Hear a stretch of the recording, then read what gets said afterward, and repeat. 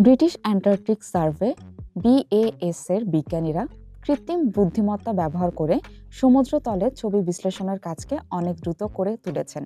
আগে যেখানে একটি ছবি বিশ্লেষণে ঘন্টার পর ঘন্টা সময় লাগত, কখনো বছরও, সেখানে এখন AI কয়েক সেকেন্ডেই সেই কাজ করে দিচ্ছে।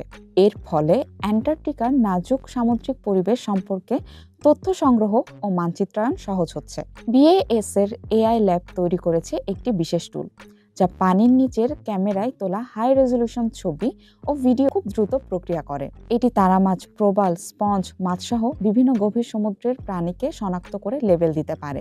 মডেলটি প্রশিক্ষিত হয়েছে জার্মান গবেষণা জাহাজ পোলার স্টার্নের ওয়েডেল সাগর অভিযানে তোলা 100টি নির্ভুলভাবে অ্যানোটেটেড ছবির ওপর। ছবিগুলো তোলা হয়েছিল প্রায় 2000 মিটার গভীর সমুদ্রতলে। এই প্রযুক্তি জীববৈচিত্র্য পর্যবেক্ষণে একটি বড় অগ্রগতি। আগের মতো আর বছরখানেক ধরে ডেটা বিশ্লেষণের জন্য অপেক্ষা করতে হয় না। এখন গবেষকরা জাহাজেই রিয়েল টাইম বিশ্লেষণ পেয়ে যান, যা সিদ্ধান্ত নেওয়ার গতি বাড়িয়ে দেয়। Then disappearing would be warning signs of climate change.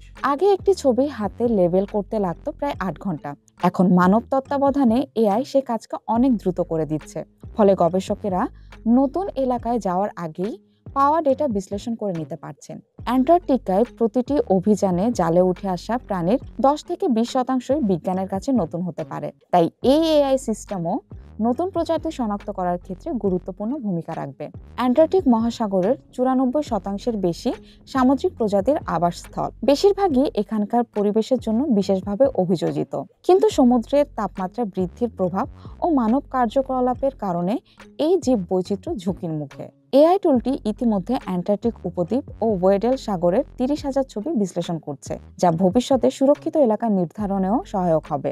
গবেষকদের মতে, যদি এই ধরনের প্রযুক্তি না থাকে, তবে বহু গুরুত্বপূর্ণ আবাসস্থল ক্ষতির মুখে পড়বে, যা বৈশ্বিক জীববৈচিত্র্যের পতনকে বাড়িয়ে দিতে পারে। হিউ গ্রিফিথস জানান, প্রাণীর সংখ্যা ও অনুপাতের পরিবর্তন বা যেসব প্রজাতি আগে দেখা যেত এখন পাওয়া যাচ্ছে না, এই সবই জলবায়ু পরিবর্তনের গুরুত্বপূর্ণ সংকেত।